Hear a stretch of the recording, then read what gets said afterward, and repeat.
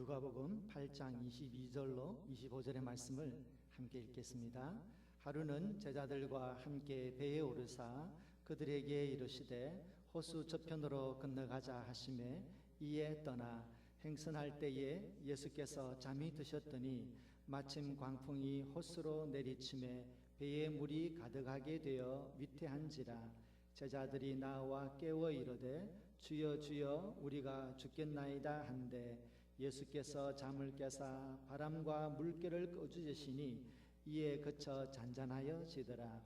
제자들에게 이르시되 너희 믿음이 어디 있느냐 하시니 그들이 두려워하고 놀랍게 여겨 서로 말하되 그가 누구이기에 바람과 물을 명하여 순종하게 하는가 하더라. 아멘. 여러분 한 주일 동안 잘 지내셨습니까? 사실 지금 봄이 되어서 참 날씨도 좋습니다. 정말 이럴 때는 어딘가로 좀 떠나고 싶다 이런 생각이 들 만큼 날씨가 참 좋습니다. 여러분 지금 제가 사진 한 장을 준비했는데요. 혹시 비행기 사진이 보이십니까? 비행기 사진이 아니고 떨어진 비행기의 잔해이군요. 제가 잘못 가지고 온 것 같습니다. 사실 이 비행기의 잔해는 다른 잔해가 아니고 독일 항공사 저먼윙스의 한 항공기가 지난 3월 24일 날 알프스 남부 지역에 떨어졌던 그 비행기의 잔해입니다. 원래 이 비행기는 스페인 바르셀로나를 떠나가지고 150명의 승객과 승무원을 태우고서 독일의 뒤셀도르프라고 하는 곳으로 가게 되어 있었습니다. 오전 9시 55분에 바르셀로나를 떠나서 1시간가량 비행을 하고 나서 그리고 프랑스 남부지역 알프스 산맥에 도착을 해서 그곳에 1500m 지점에 비행기가 추락을 해서 모두가 목숨을 잃는 아주 불행한 사건이 있었습니다. 여러분이 아시는 것처럼 경찰 조사 결과에 의하자면 그때 그 기장과 부기장이 두 명이서 이제 운행을 하는데 그 부기장 안드레아스 루비츠라고 하는 이 사람이 기장에게 화장실을 갔다 오라고 이렇게 몇 번을 권유를 해서 기장이 화장실을 가는 사이에 그리고 그 문을 칵페 문을 걸어 잠그고 그리고 코드를 블락하고 그리고 난 다음에 자동 비행 고도를 100피트까지 낮추고서 그리고 비행기를 알프스를 향해서 급강하시킨 그런 일이 있었습니다. 기장이 자리를 비운 사이에 비행기가 갑자기 떨어지는 것을 느끼니 기장은 다른 곳이 아니라 바로 자기가 있어야 되는 그 조정실로 칵펫으로 달려갔습니다. 그리고 문을 열려고 했지만 이미 코드는 블락이 되어서 다른 어떤 물건으로 그것을 부수면서 들어가려고 했지만 결국 들어갈 수 없었습니다. 그렇게 필사적으로 문을 부수려고 하는 것을 본 승객들은 자기네들이 어쩌면 죽을 수 있겠다 이런 생각을 가지고 그때부터 사람들이 굉장히 패닉에 휩싸이고 공포 속에 쌓이게 되었습니다. 그리고 그렇게 그 기장은 자기의 조정실로 들어갈 수 없었고 드디어는 급격하게 비행기가 낮아져서 알프스 산에 부딪혀서 모두가 죽게 되었습니다. 급격하게 산을 향해서 내려가는 이 비행기에서 만약에 기장이 자기의 조정실로 들어갈 수 있었다면 어떻게 되었겠습니까? 그렇게 비행기가 산을 향해서 내리달릴 때에 조정사가 자기의 조정관에 앉아서 그 비행기를 조정할 수 있었다면 어떻게 되었겠습니까? 조정석에 누가 앉아 있느냐는 것은 비행기의 운명을 좌우합니다. 추락하는 저먼윙스의 항공기처럼 우울증 환자가 그 비행기의 조정석을 앉아 있다면 그 비행기는 자살 비행에 사용될 수 있습니다. 그러나 정상적인 조정사가 그 비행기에 앉아 있었다면 그 비행기는 아름다운 추억을 나누어주는 그런 여행의 한 즐거운 부분이 되었을 것입니다. 한 사람의 인생을, 우리의 인생을 비행기에 비유해 보자면 우리의 마음은 마치 비행기의 조정실과 같은 곳입니다. 비행기의 모든 움직임이 이 조정석에서 결정이 되는 것처럼 우리 인생의 절대 대부분은 우리의 마음으로부터 결정이 될 것입니다. 그래서 하나님은 잠언 4장 23절에서 이렇게 말씀하셨습니다. 모든 지킬 만한 것 중에서 더욱 내 마음을 지키라. 생명이 거느니 여기에서 남이니라 하셨습니다. 참으로 우리는 우리의 겉으로 보이는 우리의 삶이 아니라 그 삶을 만들어 나가는 우리의 마음이야말로 우리가 진정으로 관심을 가지고 이 마음을 가꿔야 한다는 것을 알게 됩니다. 오늘 본문의 말씀 속에서 창조자 하나님의 능력으로서 바람과 물결을 꾸짖으시는 예수님, 그 예수님의 그리스도 되심, 창조자 되심이 여지없이 나타나는 그 자리에 그곳에서 함께 있었던 제자들은 그들의 마음은 두려움과 공포에 휩싸여서 어찌할 줄 모르는 초라한 제자들의 모습을 함께 우리는 보게 됩니다. 예수님과 제자들이 함께 배를 타고 있었지만 전혀 다른 모습을 우리는 보게 됩니다. 왜 그런 일이 생길까요? 그것은 그들의 마음속에 무엇이 그들의 마음을 주관하느냐라고 하는 그 차이입니다. 예수님의 사역 초기의 일입니다. 예수님께서 바닷가에서 많은 비유로 사람들에게 가르치고 난 다음에 예수님께서 제자들에게 이 호수 건너편으로 가자 이렇게 말씀하셨습니다. 그래서 제자들은 예수님을 배에 태우고 그리고 열심히 노를 저어서 이 호수 건너편에 가려고 하고 있었는데 때마침 아주 심한 바람이 불어서 파도가 높아지고 배는 심하게 요동치고 그러는 중에 서서히 물이 배 속으로 들어와서 배에 물이 점점 가득 차게 되었습니다. 그런데 이러한 상황이 멈추지 않자 드디어 배에 물이 많이 들어와서 제자들이 위협을 느꼈습니다. 그래서 이제 예수님을 깨웠죠. 주여 주여 우리가 죽겠습니다. 그렇게 다급하게 예수님을 깨웠는데 예수님은 일어나셔서 바람과 물결을 꾸짖으셨고 바람과 물결은 그 말씀에 순종해서 잠잠해졌습니다. 그리고 이제 예수님은 제자들을 바라보시면서 말씀하십니다. 너희 믿음이 어디 있느냐 말씀하셨습니다. 같이 한번 따라해 보시겠어요? 너희 믿음이 어디 있느냐? 너희 믿음이 어디 있느냐? 하지만 제자들은 너희 믿음이 어디 있느냐라고 하는 이 예수님의 아주 이 도전적인 질문, 이 영적인 질문 앞에서 그들은 아무 대답도 못하고 대신에 어떤 반응을 보입니까? 도대체 예수님은 누구이길래 바람과 물결조차도 순종하는가? 라고 하면서 예수님에 대한 큰 의문에 사로잡힌 것을 보게 됩니다. 사실 초자연적인 기적을 경험한 제자들이 예수님을 바라보면서 해야 될 반응으로서는 참 시원치 않은 반응입니다. 그래서 우리는 왜 그들이 이렇게 예수님의 질문에 제대로 대답도 못하고 그 사건 속에서 믿음 없는 반응을 보이는가 한번 이렇게 생각해 보게 됩니다. 24절에 보면 이렇게 이야기가 되어 있어요. 주여 주여 우리가 죽겠습니다 이렇게 표현되어 있는데 여기서 주여 주여 하는 부분을 성경에서 보면은 영어로 주여라고 하는 표현이 영어로는 뭐죠? 로드잖아요. 근데 영어 성경에 보면 로드가 아니라 거기에는 메스터로 되어 있습니다. 로드라고 하는 말은 큐리어스인데요. 헬라 성경에 보면 이 부분을 큐리어스라고 쓰지 않고 에타스파파라고 하는 에피스타타라고 하는 그런 말로 쓰여져 있는데 이 말은 선생님, 주인 이런 뜻입니다. 그래서 아마 영어로는 이렇게 로드라고 번역하지 않고 아마 메스터로 번역한 것 같습니다.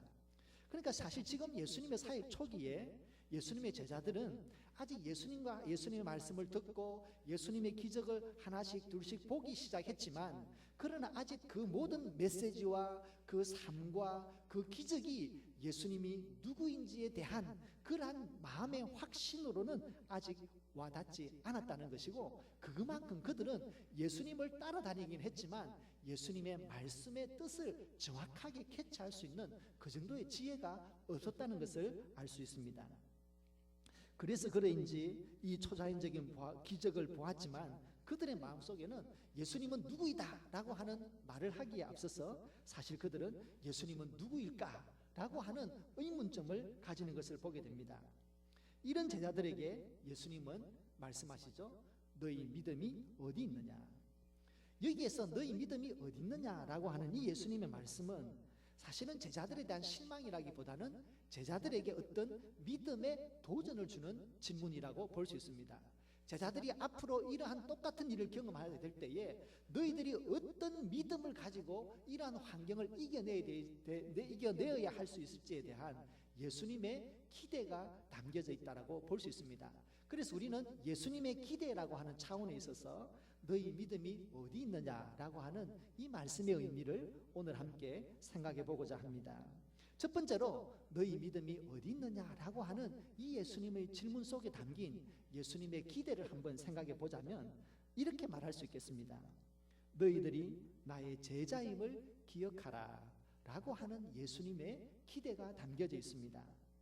예수님께서 제자들을 뽑으실 때 자원하는 사람을 뽑은 것이 아니라 예수님이 부르는 사람이 예수님의 제자가 되었다는 것을 기억해 볼 필요가 있습니다.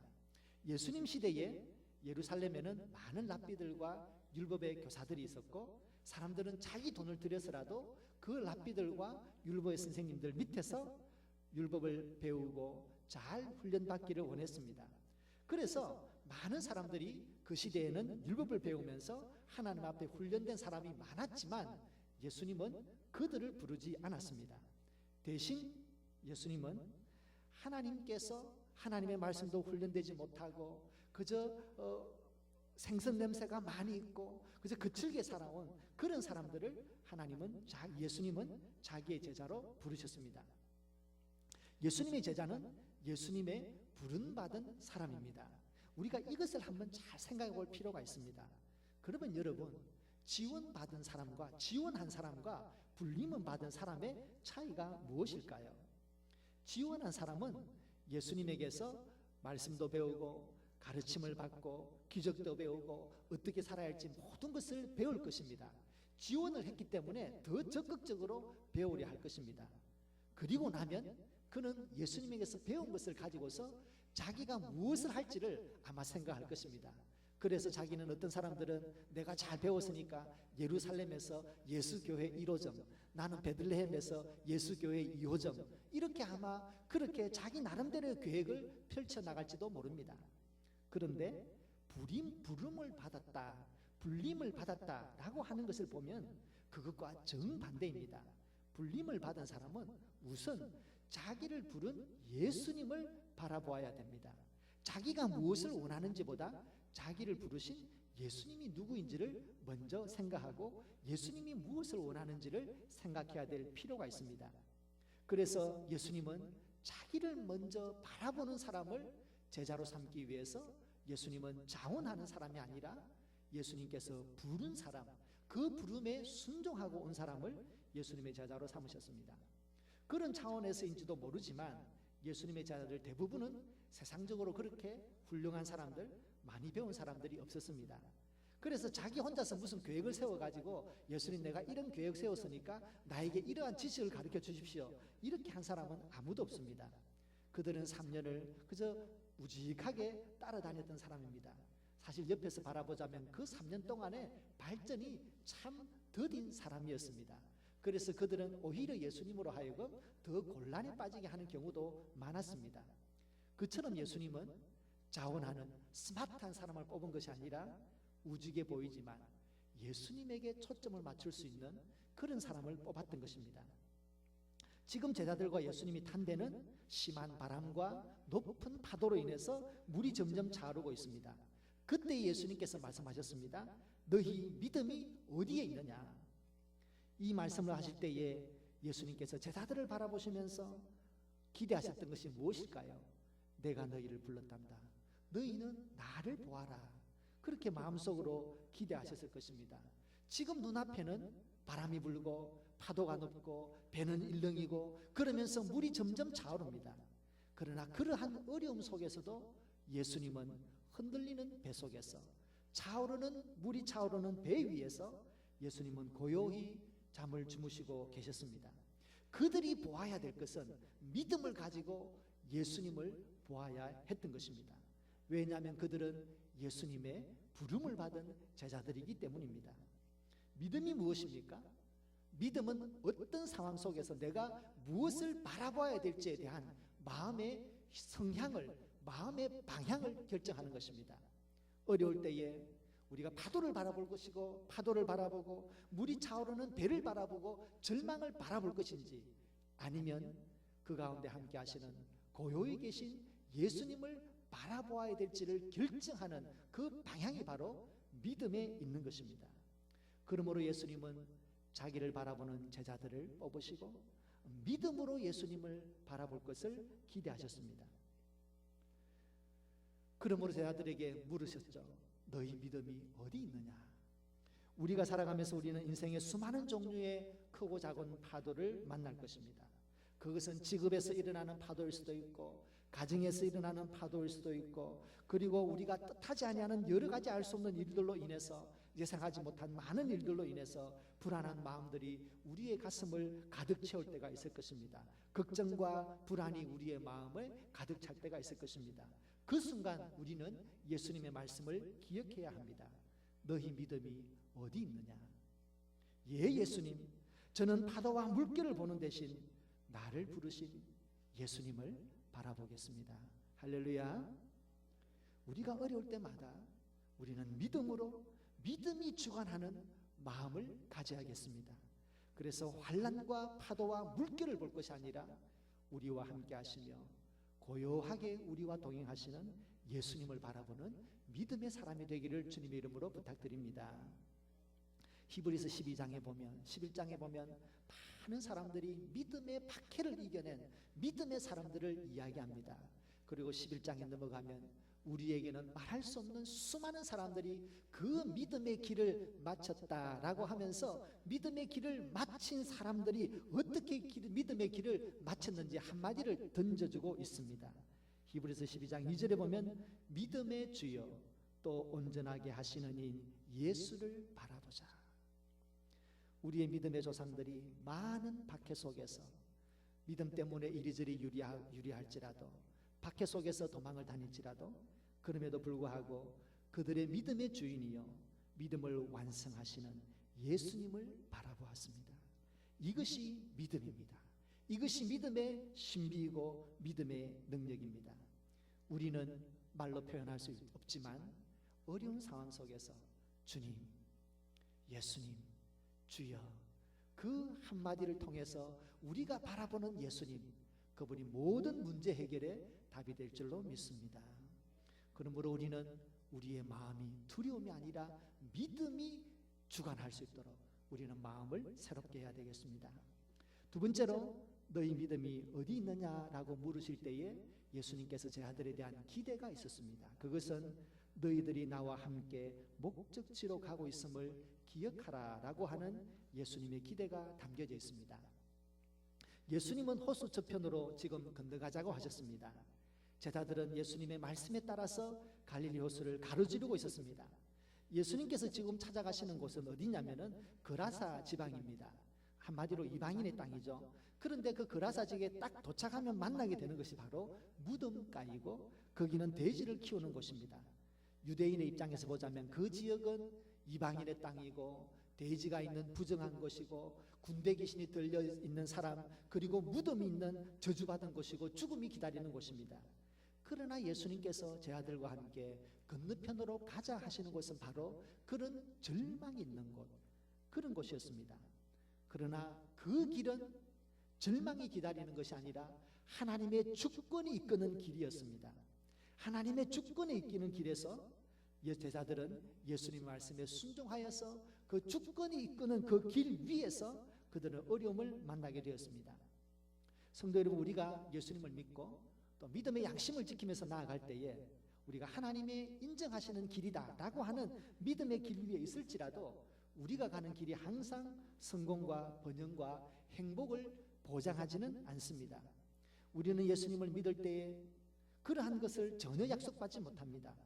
그러나 때로 잔잔한 호수가 갑자기 큰 파도가 일어나는 것처럼 우리가 믿음 안에 살지라도, 때로는 하나님의 주권과 인도를 받을지라도 우리는 그 가운데서 절망과 오해와 핍박과 고독과 같은 험난한 파도를 만나기도 합니다. 하지만 우리가 한 가지 확신하는 것이 있습니다. 그러나 그 길의 끝에는, 그 배의 목적지에는 하나님께서 계획하신 영광스러운 하나님의 일과 그리스도의 복음의 영광이 드러나는 그러한 역사가 기다리고 있다는 것입니다. 이스라엘 백성들이 400년 외국에서 종살이했습니다. 하나님께서는 모세를 통해서 그들을 해방시켜서 광야로 불러내었습니다. 그래서 광야길로 갈 때에 하나님께서 약속의 땅으로 갈 때에 그들 앞을 가로막고 있는 것이 첫 번째 장애물은 바로 다름이 아니라 홍해였습니다. 그리고 그 홍해의 좌우에는 높은 산이 있어서 산으로 올라갈 수 없었습니다. 그런데 그들의 뒤에는 바로가 마음을 바꿔서 그들을 잡기 위해서 수많은 군대를 데리고 그들을 잡기 위해서 맹렬하게 달려오는 것을 보고 있었습니다. 앞에는 홍해가 있습니다. 양옆으로는 높은 산이 있습니다. 그리고 뒤에는 바로가 쫓아오면서 다시금 그들을 노예로 잡아가기 위해서 달려오고 있었습니다. 이스라엘 사람들은 두려움에 사로잡혔습니다. 그래서 모세에게로 달려가서 우리를 왜 여기에 데려왔냐라고 원망하기 시작했습니다. 그런데 그때 모세는 지금 자기가 가는 이 길, 비록 앞에는 홍해가 가로막히고 좌우로는 높은 산이 있고 자기들 뒤에는 애굽의 바로가 군대를 데리고 잡으려고 달려오고 있는 그 길 한가운데가 하나님이 주권이 인도하는 길이라는 것을 그는 믿었습니다. 그리고 하나님의 주권이 그들을 붙들고 있다는 것도 믿었습니다. 그래서 모세는 믿음의 확신을 가지고 놀라운 믿음의 선포를 하게 됩니다. 출애굽기 14장의 말씀을 같이 읽겠습니다. 같이 읽습니다. 너희는 두려워하지 말고 가만히 서서 여호와께서 오늘 너희를 위하여 행하시는 구원을 보라. 너희가 오늘 본 애굽 사람들을 영원히 다시 보지 아니하리라. 여호와께서 너희를 위하여 싸우시리니 너희는 가만히 있을지니라. 아멘. 아멘. 여호와께서 너희를 위하여 싸우시리라. 하나님은 모세의 믿음대로 하나님의 주권이 있는 그 자리에서 하나님은 하나님의 백성을 위하여 싸우셨고 하나님의 영광을 드러내었습니다. 출애굽 사건 중에서 이 홍해를 건넜다라고 하는 이 사건은 하나님의 주권을 세상에 그 누구도 막을 수 없다는 것을 우리에게 보여줍니다. 우리에게 아무리 어려운 일이 있을지라도 우리가 믿음의 길 위에서 서 있기만 하다면 여호와께서 우리를 위하여 싸우시리라고 하는 이 말씀을 굳게 붙드시기를 부탁드립니다. 낙심하게 하는 일들이 우리의 마음에 가득 찰 때가 있습니다. 마음의 상처와 분노가 우리의 마음에 가득 찰 때도 있고 심지어는 나는 믿음의 길을 감에도 불구하고 어려운 일을 당할 때 우리는 믿음의 혼돈을 경험하기도 합니다. 그러나 주님은 말씀하십니다. 너희 믿음이 어디 있느냐? 예 주님, 저는 예수님과 함께 하나님의 주권에 이끄는 길 위에 서 있습니다 라고 고백할 수 있기를 부탁드립니다. 로마서 11장에 보면 우리를 붙들고 있는 하나님의 주권이 어떤 것인지를 설명하고 있습니다. 로마서 11장의 말씀 같이 읽습니다. 깊도다 하나님의 지혜와 지식의 풍년, 그의 판단은 헤아리지 못할 것이며 그의 길은 찾지 못할 것이로다. 이는 만물이 주에게서 나오고 주로 말미암고 주에게로 돌아갑니다. 그에게 영광이 세세에 있을지로다. 아멘. 우리의 삶과 우리의 믿음, 우리의 존재 자체, 우리 가정, 그 모두는 주님에게서 나왔고 창조되었고 주님으로 말미암고 하나님에 의해서 섭리되어지고 주에게로 돌아갑니다. 하나님의 심판 앞에 서게 될 것입니다. 그 모든 것을 주관하시는 분은 하나님이십니다. 이것이 바로 우리를 붙들고 있는 하나님의 주권인 것입니다. 우리의 인생의 조정실에 이 마음을 믿음이 주관하게 하십시오. 그리하여 하나님께서 기뻐하시는 믿음의 길 위에서 우리 자신의 모든 것을 선택하십시다. 상한 마음의 상처가 우리의 마음을 주관하지 못하게 합시다. 바쁜 생활의 습관들이 우리의 마음을 주관하지 못하게 합시다. 과거에 이루지 못한 그런 꿈들 때문에, 아쉬움 때문에 우리의 마음이 주관되지 않도록 합시다. 분노와 불안과 같은 모든 부정적인 감정들이 우리의 마음을 주관하지 못하게 합시다. 대신에 우리를 부르시고 우리와 함께 하시는 예수님을 바라보면서 예수님과 함께 걸어가는 이 믿음의 길이 하나님의 강력한 주권 속에 있으며 그 주권이 이끄는 길 위에서 우리가 어떤 일을 만날지라도 하나님께서 우리를 위하여 싸우시는 하나님의 절대적인 주권을 믿으십시다. 그래서 우리가 하나님 앞에 섰을 때 하나님, 나는 예수님 바라보면서 내 마음속에 믿음이 주관하는 삶을 살았습니다 라고 고백하는 주의 귀한 백성들이 되기를 예수님 이름으로 부탁드립니다. 기도드리겠습니다. 하나님 아버지, 감사합니다. 우리의 삶이 여러 가지 문제로 인하여 흔들릴 때에 우리를 떠나지 아니하시고 우리의 마음의 가장 깊숙한 곳에 동행하시며 세미한 음성으로 우리를 인도하여 주시며 마땅히 믿음의 길을 가도록 우리에게 믿음의 지혜와 생각을 심어주심을 감사합니다. 어려울 때마다 너희의 믿음이 어디 있느냐는 주님의 말씀을 마음속에 새기고 우리를 부르신 주님, 그 주님을 바라보며 믿음의 길을 끝까지 갈 수 있도록 도와주시옵소서. 우리가 세상에 살면서 세상에 대한 욕심들이 우리의 마음을 좌우하지 못하게 도와주십시오. 성령 하나님께서 우리에게 분별력을 허락하여 주셔서 우리의 믿음을 해치는 모든 부정적인 생각이 우리의 마음을 좌우하지 못하도록 도와주십시오. 오직 주님에 대한 헌신된 마음, 사랑하는 마음, 믿음 안에 서고자 하는 귀한 마음들이 우리의 마음을 좌우하게 하셔서 끝까지 믿음의 길 위에서 하나님을 만날 수 있도록 도와주시옵소서. 우리를 있게 하시며 우리를 살아가게 하시며 마지막 하나님 앞에 우리를 세우실 하나님의 주권을 찬양합니다. 우리 교회와 우리의 삶을 통하여 오직 하나님만이 영광받아 주시옵소서. 예수님의 이름으로 기도드립니다. 아멘.